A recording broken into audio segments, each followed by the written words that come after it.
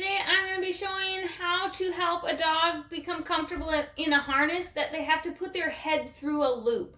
So he is already comfortable in a step into harness. I like having different tools for different activities. So this harness that we're going to be using today is one that I intend to use for scent work and detection purposes. So I want him to have a different feeling harness for that than just for our general hang out, go for a walk sort of experiences. So I do want him to be comfortable with putting his head into a loop, into a harness. It isn't something that we've done a whole lot before. It is something where he'll let me put a collar on around him, and we've practiced that, so he's not showing any signs of stress with this kind of motion.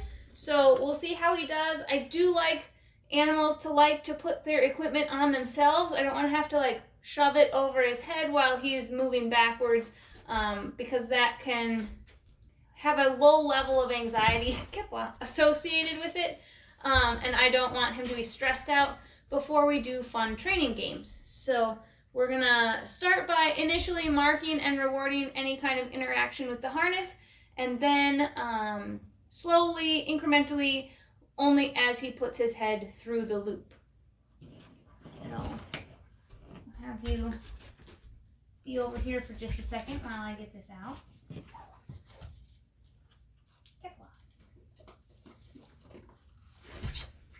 Kipla. Kipla. Kipla. So him nosing it is exactly, Kipla, what I want. I want him comfortable putting his head underneath this piece. I'm not going to move it forward. Kipla. Oh, wow. You got that really fast. I'm not going to move it forward onto him. And once he has it on, I'm going to feed him backwards so he backs out of it. So we'll see if I can get him to do that again at a different angle. So we'll try to hold it this way. Kipla. So now that he's in the harness, I don't want him to feel trapped in it. So as I take it off, I'm going to be feeding him treats and move my hand towards him so he backs himself out. So that's a really good way to practice. The other thing with this harness is it does make kind of a loud, now that he thinks that's the game, it does make a loud clipping sound. So it's good to practice that when it's not attached to your pet. Martok. Josh. Good dog. Gotta give him something else to do while we practice with the sound, or he's gonna think he's still supposed to be putting his head through the loop. Kipla. So it's always good to practice that sound off of the pet before you try to attach it to your pet. Dosh. Kipla. Josh. So what I'm gonna be watching for as I make this sound is his Josh. Is his ear position, his head position, what does he do when this clips together? Kipla. And since he stayed with the same amount of focus, I know that that clip sound is not something that causes him concern. So from there I can, Kipla, work up to actually clipping it on him while he's wearing it.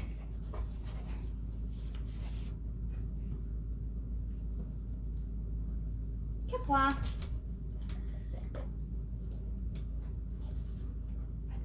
Kipla. Kipla. And so I'm not clipping it just yet. I'm just snugging it up around him. Kipla. So that he gets used to the idea of something snug being around his belly before I clip it. Kipla. It's always easier to take a harness off that isn't fully attached if he were to be concerned. So he looked at it. He probably was just looking for food, but because he looked at what I was doing with my hands, I took it off. I'm giving him a break. And then I give him an option to opt back in. Does he still want to play this game? Kipla.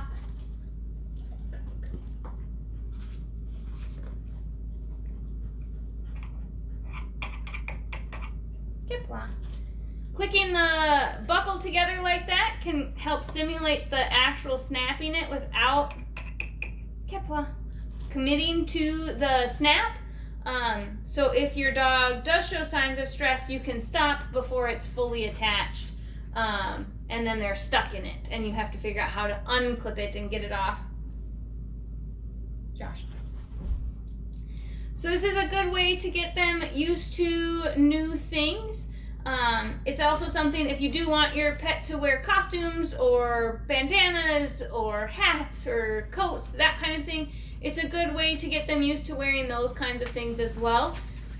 It's always best if your pet wants to put on whatever it is you're putting on. It makes it much less stressful and can make it a fun part of their life instead of a scary part of their life. And the more we can do to help them be comfortable with the parts of their lives that are going to be frequently repeated, the happier and easier our lives will be along with theirs. If you have any questions or you're really struggling, this was very, very fast for him. We've only practiced with this harness one other time. So most dogs don't learn it quite this fast. Okay, Paw. But he is already familiar with how to learn through shaping, so he does tend to learn very quickly when we try to shape a new behavior. If you have questions or need some one-on-one help, by all means, feel free, give me a call, send me an email, let me know. My email is beth@rwanimalbehavior.com, and I would be happy to help you teach your dog to like wearing harnesses or hats or whatever it is you would like them to wear.